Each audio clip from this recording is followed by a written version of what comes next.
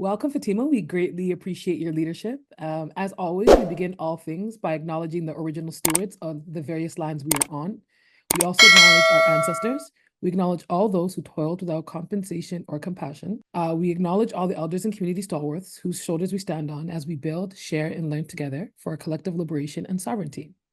So please, if you can, introduce yourself to our listeners and viewers and tell us about your remarkable work. Hey, my name is Fatima Kamenge. I am originally from a tiny place called Burundi, and I'm currently on the lands of and on the lands of the unceded and traditional territories of the Musqueam, Squamish, and Tsleil-Waututh nations, also known as Vancouver. Mhm. Um, and yeah, this is where I am today. I'm grateful to get to play, work, live, and do all that I can on these lands. Yes. Amazing. Okay. So can you tell us a little bit about what you do? All right. So I do a few different things, but Mhm. it all kind of boils down to one main thing, which is helping leaders lead from a place of emergence instead of a place of emergency. Oh, wow. And the way that I do that, I sometimes go in-house into organizations and help them restructure, and especially around their leadership and leadership that's burnt out, or leadership that's doing the good work but is under resourced, and in Mm, helping them resource themselves and resource teams so that they can do the work that they want to do, especially systems change work. I also do a lot of facilitation and build cohorts that learn how to lead together. Yeah, that's the work. So safe places for people to grow. so it Is- sounds a little Olivia Popish. No, no, no, no, Saving no. the world, saving people. That I'm sounds not leaving anybody. I am just simply helping those who are doing the good work be really, able to yeah. do it in a healthier way. I am Right. not here. Okay. Okay. So what inspires you the most about your current work? Just how, I don't know if it's inspiring, but it's what awes me the most. Mhm. And what awes me the most is how people who have been hurt the most, who have been put down the most, often are the ones doing the most for the world. Mm, Like they show up more, they show up without without being thanked, without being acknowledged, and often without even security for themselves. So for me, that awes me. I don't think it's a good thing that the people that do the most for this earth are also the ones that suffer the most, but yeah. it awes me that the people who often get the rawest deal are the ones that show up and continue to show up for the rest of us. I think that's it's amazing to see that are like the reminder that there's still good in the world, and you know what I mean. So I get what you mean, like to go through all you're going through and still wanting to give what little you have Yeah, to better the lives of others. It takes a lot, and those people are very special people, right? they are. They are. Yeah. Yeah. And I get to work with them, which is really Mhm. like magical in its own way. That's cool. Yeah. Okay. So what challenges and barriers do you face in your work, and how are you and your team working to overcome them? The thing with working with people who are often around trauma, have been traumatized, are also working in trauma responses, meaning that their whole bodies and their own ways is that they're very good at emergencies. Yeah. You throw them a crisis, they can figure it out. They come together, they galvanize around the really, really like the emergencies. But when it comes to sustainability Yeah. and building from a place of safety, they're lost. Yeah. So then you find real organizations that when they have resources, they don't know what to do with themselves. But when they're strapped, they do the most. Yeah. So Absolutely. um, the biggest challenge is walking people into a place of being okay with being okay. Yeah. and not trying to create an environment where there will be an emergency, there will be a quick deadline, there will be scarcity, but for them to actually be okay with laying the foundations for long-term sustainable stability, which for traumatized brains is quite boring and is not Right. as interesting. They need the So overstimulation. yeah, Right. that's a challenge with our team because we're brought in to bring stability, but it's also the thing that is resisted the most.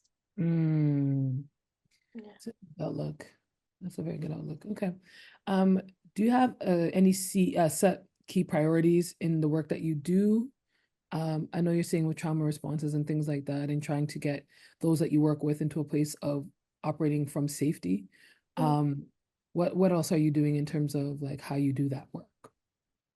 Well, we have several approaches and ways and healing modalities that we engage. I'm not the only person that comes. Mhm. Usually, we have a team of health providers who are qualified to also assist and resource people. We have ancestral ways that we come, and we build community. That's our biggest, biggest thing, is to actually have an aspect of building community come Mhm. together, because Mhm. one of the reasons why things don't work is because people don't rely on each other in the right way. Right. So building community and solid resource communities in terms of human resources and trust is what we build. It's what we bring into the team. So yeah, Okay. those are the tools. We of course, like, some tools are like standard business tools, but a lot of the other tools are not so standard business tools that we use. Okay, so you mentioned some of it, like what your goals are and stuff like that, but what is your ultimate goal and what does success look like for you and your colleagues? Like you've done the best you could do when such and such happens, or you see such and such, or things are being done in a different way. Like what is the ultimate goal? Our ultimate goal is when they don't call us back. Not in that way, you know. Yeah, yeah, Um, my most wonderful, our most wonderful successes are a couple of years later, someone like sends us a LinkedIn thing and tells us we made it. We yeah, made it. It's like it's been boring here for a while. yeah, It's yeah, which is good, good. yeah. Yeah, that's And good news. fortunately, it's not very flashy. So our markers of success is how boring have things been. Yes, yeah, Um, it's and it's like our employee retention is gone up and steadily up. We have not had any problems in our, like, nobody is blowing up at anybody. We Our employees are actually not taking uh extended leaves. They're just taking the right paid time off that they want and they deserve. It's that's our marks of success. It's right. very boring. Our marks of success are boring. Yeah, It's not like, and we have steady revenues that are coming in, for our forecasts are healthy, and yeah, it's not crazy. Like, there's no more yo-yoing is really our marks of success. yeah, And yeah, it's not very sexy. yeah. It's That's the not. thing. I find that like when you do work that is there to help people, like the goal is to not be needed or to not have a job in some cases. Like you're working yourself out of a job because it's genuinely to make people better and make organizations better. And when that goal is accomplished, it's better for the world. And then you can move on to the next thing that you want to do, you know? So, just making sure that the people you help received the help and move with that and learned from what you taught them. So that I completely understand that. Okay, so do you have any closing thoughts or calls to action? Oh God, I'm remind me again, who is the audience for this? Who am I talking So, to? so Setsi, right? So we have people on the YouTube channel who come and they want to know about social impact and things like that. So if there's anybody maybe who wants to join your team or somebody who is maybe working for an organization that may need help, maybe you could tell them how to reach out to you. Maybe there's an ED watching this, or you know what I mean, an employee that might think that you may be able to help, things like that. Maybe I can say a couple things. Yeah. one of the things is you're not alone. Yeah. And by you're not alone, I mean there are several other people who are exactly in your same situation, who've made the same mistakes that you think are so horrible that nobody needs to know, and who need to hear your story and what's going on. Yeah. Wherever you are, don't do it alone. Whatever you're doing, don't do it alone. And also, let go of the thought that you're the only one who can do it. Mm. You are not the only one who can do it. I am not the only person who can do my work. I am so grateful that I'm not the only person who can do my work. Right. I know that I'm special, I know that I'm wonderful, and I know that I'm good at what I do, but I know that I'm not the only person who can do my work. So even though your work is incredibly important, if you die doing it, your work will not be served. Mm. So if there's anybody out there who's on the way of on their way on dying on Purpose Mountain, Yeah. please Purpose Mountain. Wow. dismount. Yeah. Um, Yeah.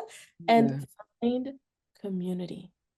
Find Mhm. community, find people who call you in, call you out, grow you, hold you, and remind you who you are. Yeah. You are important. Take care of yourself so that you can learn how to take care of others better. That's what Yeah. I would say. And yeah, um, I have a LinkedIn, Fatima Kamenge. My organization is Social Ausum. And yeah, reach out if you have ideas and want to work with us and bring us in. And yeah, thank you very much. Awesome. We so appreciate your time and your remarkable leadership, Fatima. And we will close the way that we began this interview by acknowledging the original stewards of the various lands we are on. We also acknowledge our ancestors. We acknowledge all those who toiled without compassion or compensation. We acknowledge all the elders and the community stalwarts whose shoulders we stand on as we build, share, and learn together for our collective liberation and sovereignty. Thank you, Fatima. This was great.